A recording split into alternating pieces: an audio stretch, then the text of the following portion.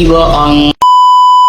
Aku hanya memikirkan satu peraturan penting. Kenapa kau lakukan hari ini kalau kau bisa melakukannya besok?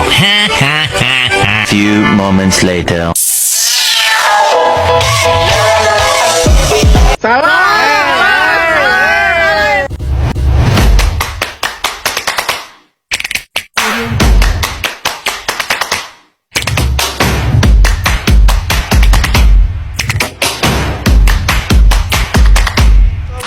Halo teman-teman, perkenalkan nama saya Firdaus Arya Prasetya. Hadirnya saya di sini, saya ingin mewawancarai Anggi.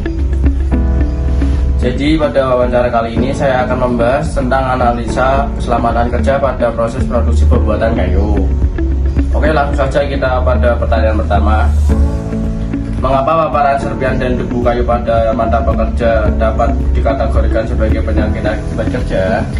Jadi gini Mas, paparan kayu dan serpihan kayu itu kan kalau kita kena terus berulang kan bisa menyebabkan infeksi yang kronis. Jadi untuk menghindari itu ada kalanya kita menggunakan APD yang sangat. Jadi penggunaan APD itu harus yang benar-benar ini ya guys, yang benar-benar memadai biar mata kita terlindung dari serpihan kayu tersebut. Lanjut pertanyaan yang kedua ya Kak. Bagaimana mekanisme medis terjadinya iritasi dan infeksi pada mata akibat debu kayu pada proses pemisahan dan pemotongan kayu?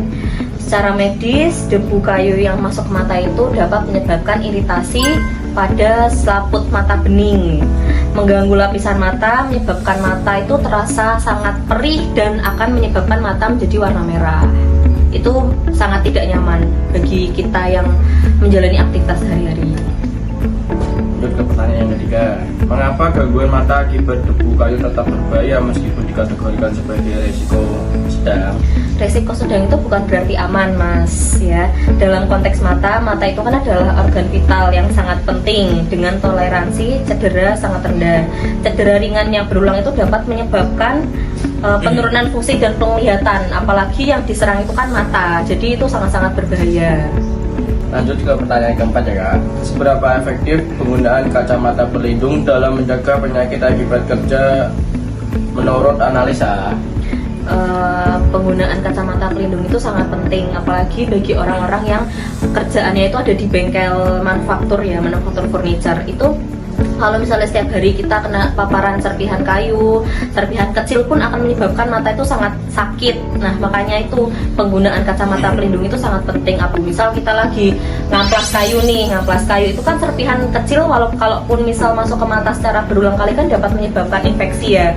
Terus kalau misalnya kita pakai mesin pemotong kayu kayak panel saw dan lain-lain itu kan resikonya lebih tinggi karena serpihan kayu yang keluar dari kayu tersebut itu bukan butiran lagi, serpihan kayu yang besar dan dapat menyebabkan mata itu berbahaya jika tidak memakai pelindung kacamata. Makanya itu pelindung kacamata itu sangat penting digunakan dalam pengerjaan suatu pekerjaan yang ada di dalam bengkel manufaktur furniture. Lanjut nih ke pertanyaan kelima. Apa dampak jangka panjang bagi pekerja gangguan mata akibat debu kayu tidak dikendalikan secara konsisten? Yang saya tahu dampak jangka panjang yang tidak bisa dikendalikan itu ada 4. Yang pertama itu penurunan ketajaman penglihatan. Yang kedua ada infeksi mata berulang. Yang ketiga ada peradangan kronis. Sama yang terakhir ada peningkatan risiko kecelakaan kerja akibat gangguan visual. Itu sangat penting banget. Itu sangat parah kalau misalnya tidak bisa dikendalikan. Terima kasih Kak Anggi atas penjelasannya. Berikut saya akan menjelaskan tentang kesimpulan wawancara hari ini.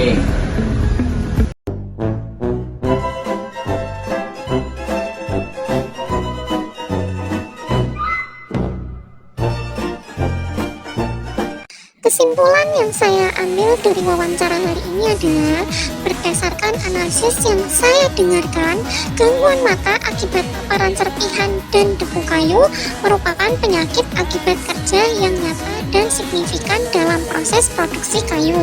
Meskipun sebagian besar dikategorikan sebagai risiko sedang, dampaknya terhadap kesehatan pekerja bersifat kumulatif, progresif, dan berpotensi permanen jika tidak dikendalikan secara konsisten.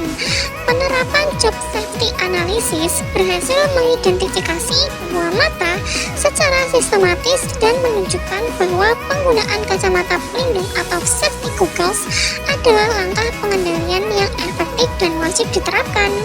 Gangguan mata di industri kayu sering dianggap sepele karena tidak langsung menyebabkan kecelakaan fatal. Namun, pada wawancara hari ini bersama Mbak Anggi menunjukkan bahwa kerusakan mata justru dapat menjadi akar masalah kecelakaan lain, seperti kesalahan pemotongan, terpeleset, atau tertimpa material akibat pengalihan terganggu. Oleh karena itu, penyakit mata akibat kerja harus dipandang sebagai isu K3 strategis. Penggunaan APD mata tidak boleh bersifat opsional. Pengawasan dan edukasi pekerja menjadi kunci keberhasilan pencegahan. Oleh karena itu, penggunaan APD sangat penting ya teman-teman.